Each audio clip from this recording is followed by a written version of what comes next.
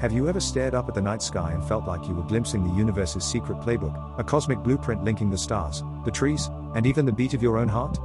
For centuries, humans have been on a treasure hunt, searching for the underlying patterns in nature, a kind of divine signature that whispers, "I was here." But what if these patterns aren't just poetic musings or pretty metaphors? What if they're the very syntax of reality, the code in which everything, your thoughts, the tides, the spiral of galaxies, is written? Imagine that the Fibonacci sequence isn't just a fun fact to drop at parties, but the DNA of existence itself. Maybe these connections aren't cosmic Easter eggs, but the actual language of the universe, a language we're just starting to learn to read. Picture this: you're one of the first humans, standing on the edge of a vast, dark world with nothing but a chaotic mess of stars overhead. There's no Google Calendar, no weather app, just a glittering jumble in the sky. It's like staring at cosmic static, with no instructions in sight. But then, as you keep watching, something shifts.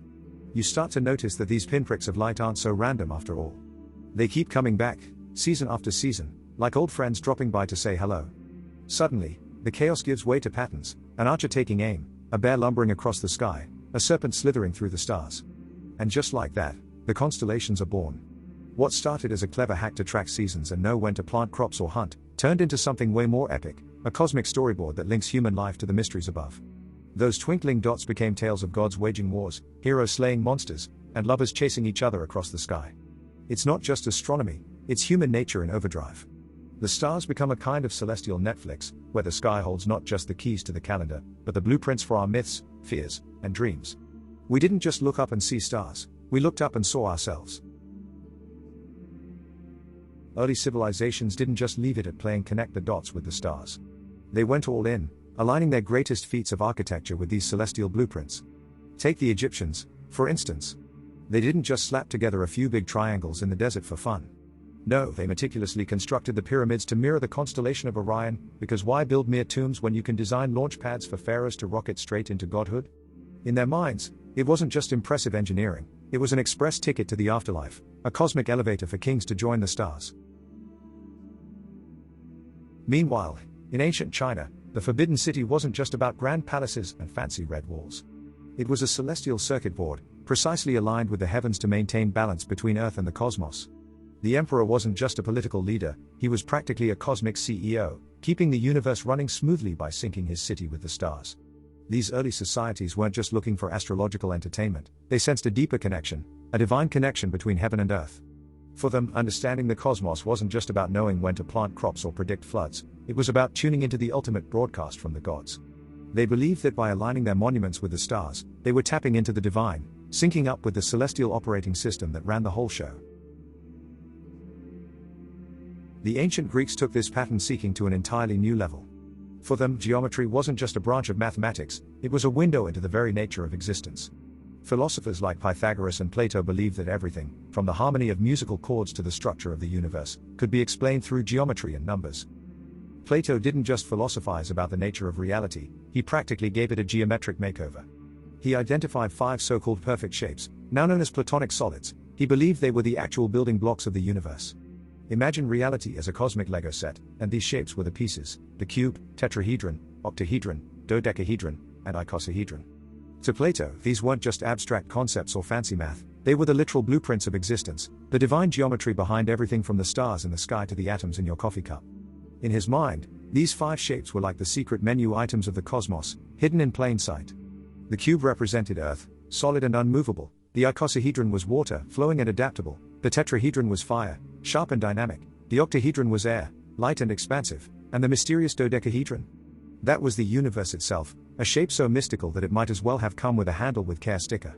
For Plato, these weren't just shapes, they were the code that held reality together, the ultimate proof that the universe wasn't random, but exquisitely designed.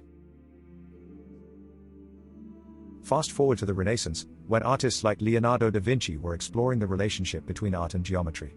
In his iconic sketch, Vitruvian Man, Da Vinci demonstrated how the human body fits perfectly within both a circle and a square, embodying the idea that our very existence is governed by geometric laws. It was a time of rediscovery, of mathematics, proportions, and patterns that seemed to reveal the fingerprint of creation itself. And then came Sir Isaac Newton, who noticed that the same mathematical principles that describe an apple falling to the ground also describe the moon's orbit. For Newton, The universe wasn't just a chaotic collection of events, it was a finely tuned machine, its gears and cogs hidden within the laws of motion. But even Newton didn't know just how deeply this machine was designed. Now, let's talk about a number that has fascinated mathematicians, artists, and philosophers for centuries: the golden ratio. It's roughly 1.618, a proportion that shows up everywhere in nature. From the spiral of a seashell to the arms of a galaxy, this ratio seems to be nature's favorite design tool. The ancient Greeks believed it was the key to beauty, and they weren't alone. Architects, from ancient temples to modern skyscrapers, have been using it as their secret weapon for centuries. But where does this golden ratio keep popping up from? It's closely related to the Fibonacci sequence, a series of numbers that starts with 0 and 1, and each subsequent number is the sum of the two before it. At first, it seems like a simple pattern, but as the sequence unfolds, 1, 1, 2, 3, 5, 8, 13, it begins to mirror the golden ratio. Nature loves this sequence. You'll find it in the spiral arrangement of seeds in a sunflower, the pattern of scales on a pine cone, and even in the branching of trees. It's as if the universe has an underlying code, a set of rules that governs the way life unfolds. Even in the chaos of the financial markets, analysts use Fibonacci numbers to predict price movements. It's not perfect, but it's as if our brains are wired to find these hidden harmonies. From the growth of flowers to the stock market, the Fibonacci sequence is nature's way of flexing its mathematical muscles. If the Fibonacci sequence is like a catchy tune, then fractals are nature's greatest symphony, infinitely complex, yet endlessly repeating. Fractals are self-similar shapes that appear the same, no matter how much you zoom in. They're everywhere in nature, from the delicate branching of a fern to the jagged coastlines of a continent. It's as if nature has found a way to create beauty from a simple rule: repeat, but with a twist. Take a moment to really look at a tree. It's a masterpiece of natural engineering. Notice how its branches split into smaller branches, and those into even smaller twigs, like nature's version of Russian nesting dolls. This is a fractal pattern, a kind of self-replicating blueprint that's all about efficiency and balance. Trees have cracked the code on how to spread out while still staying connected, and they're not the only ones. Look at a river snaking its way across the landscape. Those tributaries feeding into other streams aren't randomly splashing about, they're following the same fractal rulebook. It's like nature decided that if something works, why reinvent the wheel? Even the veins in your lungs are playing the same fractal game, ensuring that oxygen can reach every corner of your body with impressive efficiency. Who knew your lungs and the Amazon River were distant relatives? And if you think fractals are all about calm, serene beauty, think again. Even lightning bolts, those chaotic flashes of raw power that split the sky, are following the same branching pattern. Nature's over here showing off, using the same basic formula to create everything from the gentle flow of rivers to the violent dance of lightning.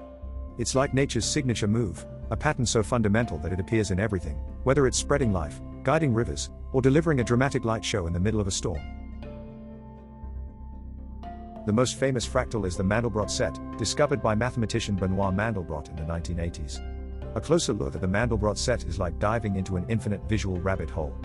Every zoom reveals more detail, a kind of geometric kaleidoscope that never seems to end. It's as if the universe is hiding entire worlds within a single pattern, waiting for us to explore them. In ancient Greece, Pythagoras and his followers believed the heavens played a kind of cosmic symphony, a harmony of planetary orbits known as the music of the spheres. Today, the idea of literal music coming from Jupiter might sound like sci-fi, but Pythagoras wasn't far off. He recognized something profound, that numbers and ratios could describe not only music but the very motion of the cosmos. Centuries later, Johannes Kepler, a 17th century astronomer and an enthusiastic Pythagoras fanboy, took this idea further. He discovered that the planets don't just move randomly, they follow precise paths governed by ratios that seem almost musical. Kepler called it God's geometry, and saw the universe as an orchestra, with numbers as the notes. Today, we know that the moon is using its gravitational pull to choreograph the rise and fall of the tides like a cosmic maestro. The moon is the ultimate DJ, spinning a track that dictates when the oceans dance to its beat. Twice a day, the waters of our planet sway back and forth, pulled by an invisible string tied to this lunar partner in the sky. It's a rhythm so steady you could set your watch to it, if, of course, your watch was on lunar time. But it doesn't stop there. Beyond our own moonlit shores, the universe is alive with these cosmic movements, creating a kind of celestial symphony that's playing out on a scale our tiny human minds can barely comprehend. Think of the cycles of the moon, the rotations of distant planets, and the orbital waltz of entire galaxies. It's like we're all part of this universal melody, a pattern so grand and intricate that it makes Beethoven's Ninth look like a nursery rhyme. And while we might not consciously sense it, we're all in sync with this cosmic beat. From the way our bodies respond to the cycles of day and night, to the way ocean life thrives in time with the lunar tides, these cosmic rhythms shape everything from the mundane to the miraculous. It's a reminder that we're not just random spectators in the universe, we're part of a much larger dance. One where the moon, the stars, and distant planets all move in a synchronized, almost poetic, rhythm. We might not hear this universal melody with our ears, but it's humming through every atom of our being, reminding us that we're all part of something infinitely vast and beautifully connected. Across cultures and throughout history, humans have seen geometric shapes as more than just cool designs, they were seen as sacred. When the Egyptians built the pyramids with an uncanny precision that aligned them with the stars, you can almost imagine the ancient architects saying, "If we're going to build a giant tomb, let's make sure the heavens approve." In many cultures, sacred geometry wasn't just a design choice, it was a way to connect with the divine. The hexagons in Islamic art, the mandalas of Buddhism, and the spirals in Hindu temples all reflect this reverence for geometric patterns. It's as if humanity instinctively sensed that there's a universal order, and we've been drawing it in our religious art ever since. And as we have seen, nature itself too has a flair for sacred geometry.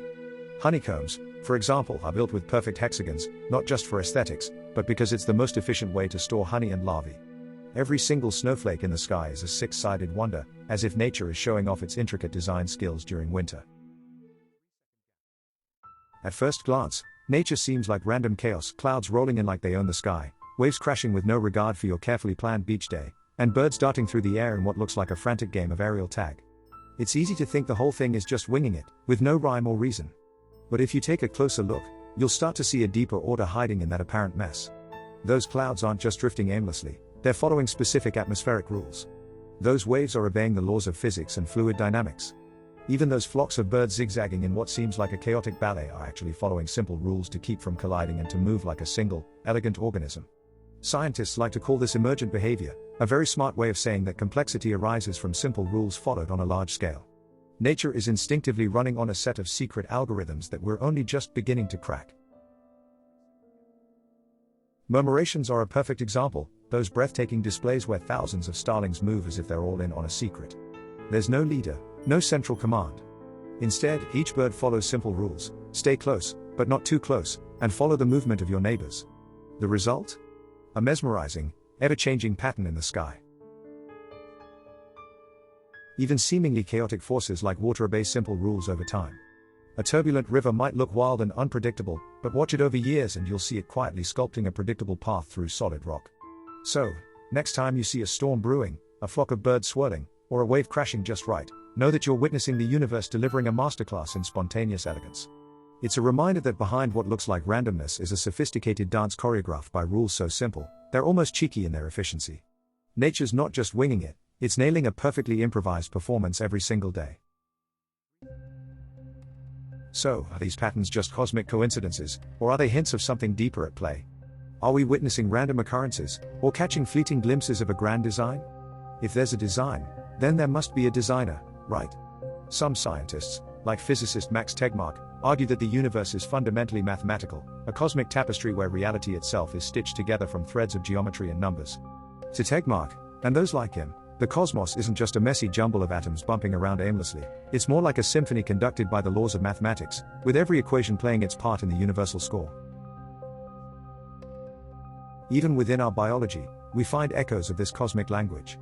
The double helix structure of DNA is more than just a pattern, it's the blueprint for all life on Earth.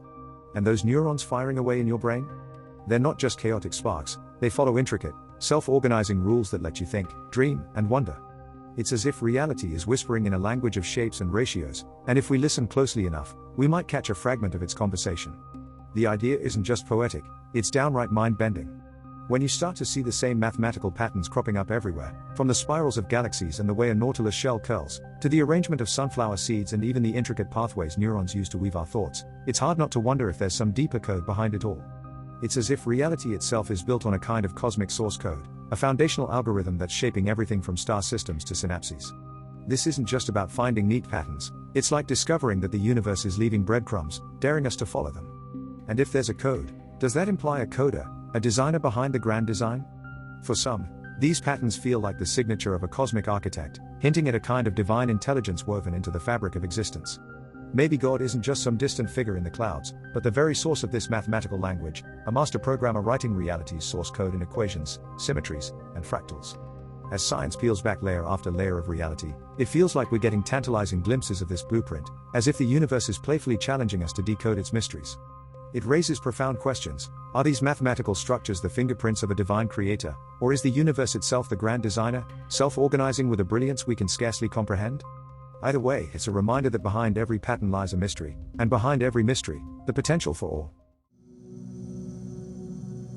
All around us, the universe leaves hints of its hidden language, patterns, symmetries, and ratios that repeat on every scale, from the tiniest atom to the grandest galaxy. Scientists call it mathematics, but others see it as the divine signature, a cosmic fingerprint left by the creator, the programmer, or whatever force gave rise to all things. Maybe reality isn't just a random collection of events. Maybe it's a grand symphony, written in a universal language that we're only beginning to understand. And as we continue to search for that divine signature, one thing is certain: we are part of the pattern.